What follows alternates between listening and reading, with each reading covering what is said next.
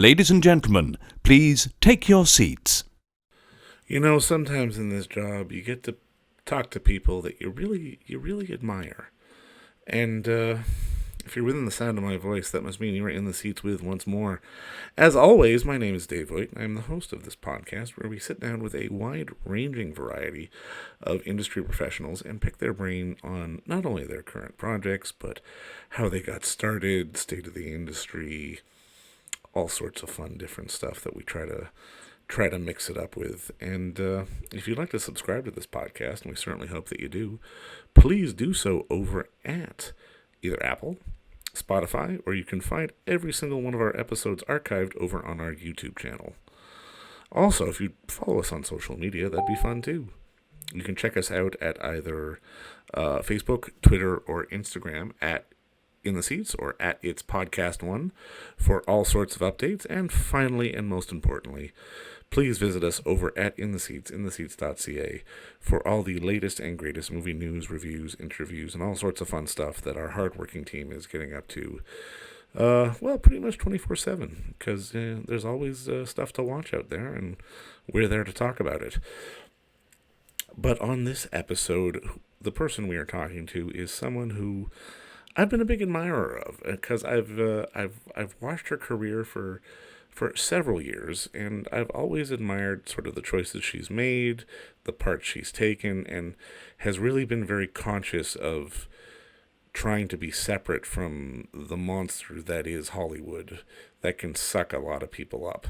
And that person goes by the name of Alicia Witt, and she stars in the new movie Modern Persuasion, which is based on the Jane Austen classic, but set in modern-day New York when people working in publicity. It's a cute and very sort of warm love story that I'll admit I got into, because I'm a sucker for a good love story. And we sat with Alicia and we talked about the movie and just her process, and also balancing sort of not only the idea of Hollywood, but also with her music career, because she is a noted piano player and singer-songwriter who tours and records in her own right and sort of strikes a balance between the two. And she is probably one of the more interesting people that I've talked to in quite some time, and I hope you enjoy our conversation, because I most certainly did. It is a good one, and that's it. Now, I mean, obviously, first off, I'll admit I'm a sucker for a good love story. I enjoyed the hell out of the movie. It's a lot of fun. Now, I mean, walk me through just sort of, the moment it coming across your desk. I was in Prague. I was working on the Amazon series Lore, which is Okay. an anthology, and it was very glamorous. So it was set in the 40s. So I was in that whole world, and I I got a call from my agent to have a look at this script, and it was going to cast pretty quickly. So there was a Skype meeting that was going to happen with the two directors, Alex and Johnny, and I met with them. I had just come off of work, so it was around 2 a.m. my time, but I was really pumped for the phone call, so I didn't care. I was wide awake, and of course, Prague time is like, I think it's 8 o'clock or 7 o'clock in New York. And yeah, we had our meeting, and I got off of it, and I just hoped that maybe they would offer it to me, and they did. And then a few weeks later, I was off to New York. Well, fantastic. No, I mean, I think the thing that stood out for me is because, I mean, obviously, when it's an Austen adaptation, there's always going to be a sense of being very true to the word. But in this one, it felt like there was a lot of sort of freer energy, sort of more playing to the moment as opposed to sort of trying to be sort of word specific. I'm kind of curious how, like, when you're doing something like this, do you have to sort of try to honor the original work, or do you get to sort of play with it a little bit and try to add a new energy to it? Because the script had been already written and finalized, and whatever their choices as filmmakers and screenwriters were to take what was in Jane Austen's novel or to make it their own, that had already been decided. I would say that in this movie, very, very little of it was improvised. Okay. Some of it, some movies that I've worked on, of course, have a lot of improv. Some shows do as well. And this one had such a specific rhythm to it. And I think that deliberateness was very intentional. So in a Right. way, it felt like a literary adaptation. You could tell there were some words that, well, words and also turns of phrase that feel very poetic. Yeah, And that was all 100% scripted. And I know it was important to them that the words be said exactly as they were written. for sure. And I mean, how much time do you get to find that kind of rhythm, especially on a shoot like this, which I can imagine was probably a pretty quick turn from the previous job? You're not necessarily going to get a lot of rehearsal time, as it were. Yeah, it wasn't. I've worked on much faster shoots, though. It wasn't a 3 week shoot, but it also wasn't months long. I think Right. it was 6 weeks, perhaps total, including rehearsal and wardrobe fittings and all that stuff. So it was, it felt like we didn't have as much rehearsal time as you might have expected with the number of cast we had in some of those scenes and Mm. the fast pace of the dialogue. So we found ourselves doing a lot of line running while makeup was happening. Right. Okay. They also, one of the things that I remember the most about this movie is that the extraordinary hair and makeup team, there were many days where there was just one person doing makeup and one person doing hair. And so that made the preparation really harrowing because we'd be ready to start filming and we were just kind of going by the seat of our pants a little bit some days. So rehearsal would be just us kind of running the dialogue. And I remember like when we were out in the Hamptons, we would sit at breakfast and run our lines. And Okay. we loved spending time together, though. It was so much fun. And because of the fact that it was a lower budget movie, it wasn't like we had trailers and all that alone time, Right. which is, I actually much prefer that. We would all hang out in big rooms together and visit, and many of us had our dogs with us, and it was exceptionally fun in that way. Well, and it adds to the energy as well, and just the sort of the entertainment value that you're trying to sort of portray on the screen. It worked really quite well. Thank you. I'm so glad. I was happy when I watched it for the first time a few weeks ago, because it's been, you think about a job in your head and then you're not quite sure how it's going to come off, but it made me smile. The other characters made me laugh. Um, I don't normally laugh at myself when I'm watching because I know what's coming, but the other characters, they were just so funny. Lisa and Adrian and Mark and BB, of course. I mean, they're wonderful. And I mean, it's a fun piece of entertainment. And I mean, there's something else about your career I've always kind of admired about you because I mean, on top of being a great actor, you're an accomplished musician as well. And I mean, I'm kind of curious, how does one career kind of inform the other just as you're going along in terms of looking for jobs and trying to decide what to do? Because I mean, especially through your career, you've never seemed to be the person who's sort of having to go to LA for 2 months for pilot season kind of thing. You've Right. been very more selective. Thank you. Yes, that's true. And part of that, I think, is me choosing to protect my sanity. That's partly why I moved to, I mean, that's the reason I moved to Nashville is because I was following my heart. I love Nashville and it fills me with a sense of peace to be around the community that I have here and to to not feel like I'm living in LA because I have to be at someone's beck and call if something comes up. It's also just a blessing to realize at a certain point you can have these meetings on Zoom or Skype or Yeah. you don't have to be there physically in the room and these days a lot of times even if you live in LA it's you're doing it that way. So Um, the truth is, I haven't done a lot of strategizing when it comes to how to marry the two careers together. I just know that once I started prioritizing music, not over acting, but just as an equal partner in my life and not having it be something fun I did on the side, it seems like it's all just effortlessly flowed together where I've rarely had to reschedule a tour, for example, for a Hmm. job, and vice versa. It'll work out where I'm filming and then I can do a residency in that town, or these days playing so many shows virtually and releasing music virtually. It becomes more and more effortless. If music gets used in a movie, that's great, but it's not, there's a whole other life to it. It's not a means to an end. And it's a beautiful other way of expressing that for me feels as authentic as playing characters, but very different too, because there's no real character here. It's just interpreting a Right. story that I wrote, and then hopefully producing it and sharing it in a way that other people can feel like it applies to their own stories too.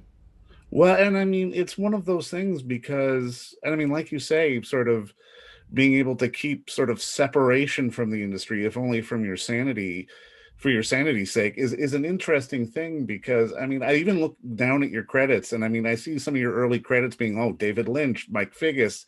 That would set anybody sort of on a different career path than, say, sort of somebody starting out in a more traditional way. Yeah, and I would say also that's a result of the fact that, when I was starting out, I did audition for the commercials and the Right. the not so left of center projects, and I just didn't get cast in them. I think I'm really grateful for all of those things because they set me on the path that I'm supposed to be on. And to have artists like David Lynch and Mike Figgis be among the first that saw what I was doing and thought it was worth working with, that gave me a whole lot of confidence, especially as I was starting out and kind of not knowing if I would be fortunate enough to have a career like Mm. this. Now, I mean, for you, and this is something I always like to ask. Looking back, even before you got started, was there a movie or was there sort of a moment where the light bulb went off for you and said, "Okay, this is what I got to do"? You mean acting in general, In or? acting in general, yeah. Yeah, that was the moment I set foot on the set of Dune for the very first time when I was 7 years old.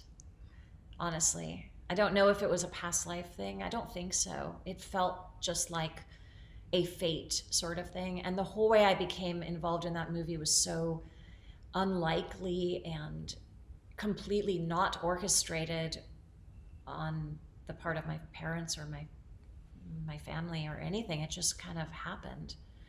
So it felt eerily like the hands of fate coming in and putting the chess pieces where they were supposed to go. Because living in Worcester, Massachusetts, with teacher parents, I don't know that acting was a career I ever considered. I knew I loved movies, and I loved I loved playing characters, just playing as a child, but I didn't know anybody who did that professionally.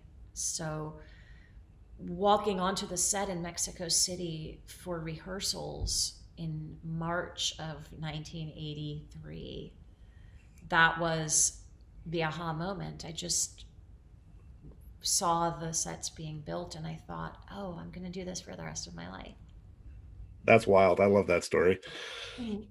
Now, I mean, and this is something I'm always kind of torn by because especially this day and age, given the way technology is advanced and sort of the ways people can consume their stories and their content. From your perspective, how do you think the cream kind of rises to the top in sort of all that noise? be it either movies or even music, because there's just so much out there for people to consume and sort of get their hands on. I think that that's the blessing of the the ease with which people can access entertainment right now. Mm, Also it's also a challenge because, as you said, there's so much out there. So the odds that any given album or show or movie are going to become a mega hit are probably slimmer than ever. yeah. And yet, at the same time, there's so much room. If you have a vision and a story to tell or an album to make, you can put it out there, and if it's going to resonate with people, people will find it, I think. Um, and then they get to tell each other about it, and with a click of a button you can send that link to your friends. And I guess what it comes down to is there's more responsibility on artists and filmmakers and everyone who's in the artistic field to create something that's really going to connect people and be as authentic to your vision as possible, because I think viewers and listeners and consumers of art can tell when you're making it just to be the latest flavor or making it with your goal as um, financial gain or success. But Have, if something resonates, if it moves, yeah. they're gonna they're gonna tell their friends about it, and that's where the true success lies. How do you think you've managed that balance? Because I mean, there is always going to be the paycheck job for some, in some way, shape, or form. But I mean, especially with your career, there's always seemed to have been a bit of a balance of Yeah. like, this is good. I'm not just doing it because it pays well. I'm doing it because it's actually pretty damn good. Thank you. Thank you. Well, I think part of that was definitely a wish of mine and a fervent hope that I would get to avoid being typecast to the point where I would have no choice but to play the same role over and over again if I wanted to make a living as an actor. And so I did take chances early on in my career. There were things that I was offered, or auditions I was offered, both of those that I turned down and questioned at a point whether that was the right decision. But now I feel really thrilled. Like, I kind of don't know how it happened, but I think that's how it happened. If I look at any given year, I play so many different types of roles, and they don't have that much in common with one another. I, I love it. I think I did it. I now can get considered for all sorts of things, And I mean, and that's what keeps it interesting as an actor. I just got to see Bodies Rest in Motion again the other day, and I'd Oh my forgotten goodness. how good that movie was. And it's one of those things, especially during this time, where we get to sort of re-embrace and sort of get comfort from not just news stories, but maybe stories that we had forgotten and stuff that had passed. And just to start putting a bow on all this, for you, what pieces of entertainment or stories or films or music do you sort of find comfort in? It would count as sort of those desert island things that you can't live without. Mule Variations by Tom Waits Oh, that's is dope. one of those. Every single song on it. This year, I've been listening to Brandy Clark's "Your Life Is a Record" Okay. on steady rotation. It's a real gem of an album, and it's got a great sense of humor, but it's also really about taking stock of a relationship that's ended, and all the blessings and the loss of having to say goodbye to somebody that you loved. It's just utterly beautiful. A movie like that for me is American Beauty. Oh, totally. Yeah. There's so many, but music. I mean, I was just listening to "It Must Have Been the Mistletoe" by Barbara Mandrell. That's one of my favorite Christmas songs. I think I think I have that romantic idea that like in Modern Persuasion, Right. perhaps there will be some phenomenal resurgence of somebody from the past, the one that got away that I didn't even realize was the one that got away. Now, is there a project that maybe is the one that's gotten away? Because you're so multifaceted, and I'm kind of curious because you have done a short film, you've directed a short film, Yeah. and like, is there a one project in mind, that one mountain that you want to climb, sort of creatively, sort of There's in so your life? many. There's so many. Yeah, there is a movie that I have the whole synopsis for, and my next big, once I turn in the final draft of this book, which is coming out in the fall next year, Okay. I am getting to work on writing this script, and I intend for that to be my feature debut as a director as well. Oh, nice. So that's something I know that I can do, but I won't I won't actually know tangibly that I can do it till I do it. Right. And I look forward to that. I'm Well, ready. I look forward to that too. And I just want to say that's it for me. And I just thank you so much for the time today. This is a pleasure, and lovely tree, by the way. Thank you so much. I don't really have anyone to share it with this Christmas because of pandemic, I but know. it's okay. I'm sharing it with you, and that's why I'm doing it in front of the tree. It's like I'm having all these people over. Well, fantastic. And you know what? Thank you again, and congratulations on the movie. And I look forward to talking to you for your directorial debut. That sounds great to me. Thank All you right. so much for the time. And don't forget to visit our friends over at Bay Street Video for all your DVD, Blu-ray rental, or purchasing needs this summer, as they are still open for curbside and some mailing delivery as well. Over at 1172 Bay Street, Toronto, Ontario, Canada, you can give them a call at 416-964-9088. That's 416-964-9088. Or send them an email at baystreetvideoto@gmail.com for any of your DVD and Blu-ray needs.